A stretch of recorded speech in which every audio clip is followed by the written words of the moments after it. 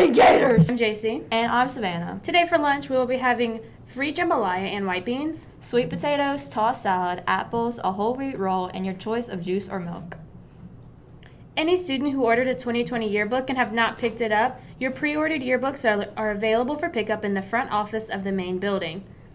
Anyone interested in purchasing an extra 2020 yearbook can contact Miss Email at the email below. If you're currently failing math and are an upperclassman, tutoring will be held Mondays after school until 3:45. You should get picked up by the bus lane. Now, to Brooke and Gracie to show us how to pack the pit. Hi Gators, today we're here with Ms. Tompley to spread some information about the upcoming Gator football season.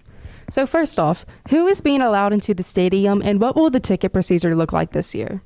Okay, so we have two different things. These guidelines just came to us yesterday from the LHSAA, so we are very excited that we're going to be able to be back in the pit on Friday nights. And so obviously they are going to allow the team and all of the essential people that have to be at a game. That would be referees and student aides and trainers and all of the coaching staff.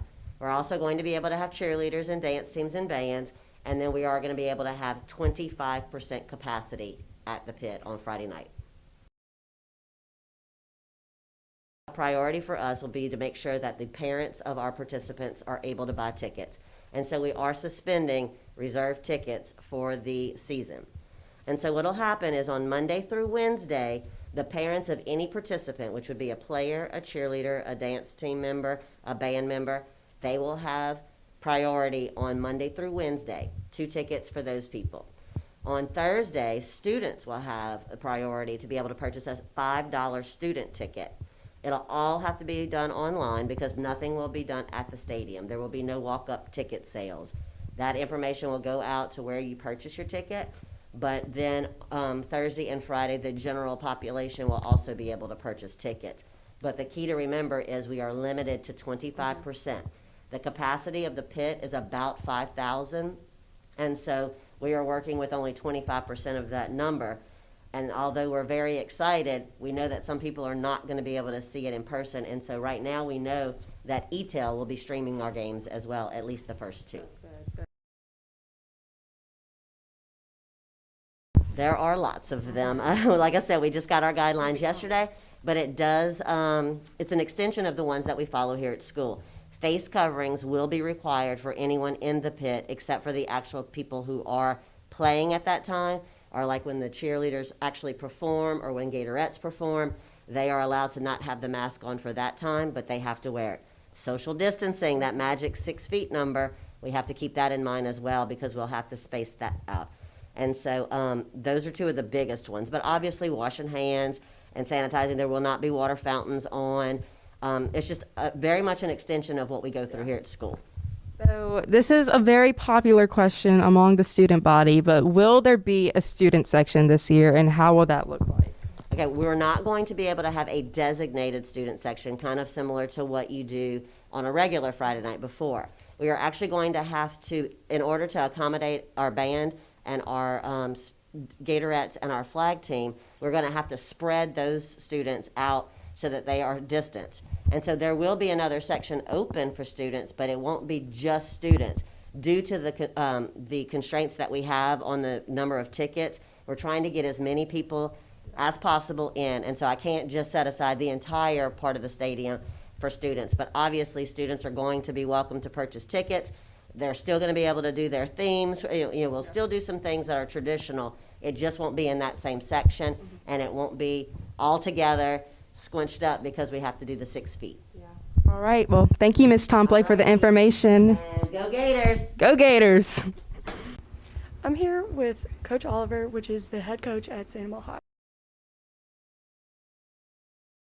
Well, it's changed a lot like everything else. We're in small groups and you have to check in the kids that aren't at school with temperature checks and, you can't be doing a whole lot of full team stuff, especially in individual drills and stuff, but every day it gets a little more routine for us and it's getting more towards normal, so things are starting to look up.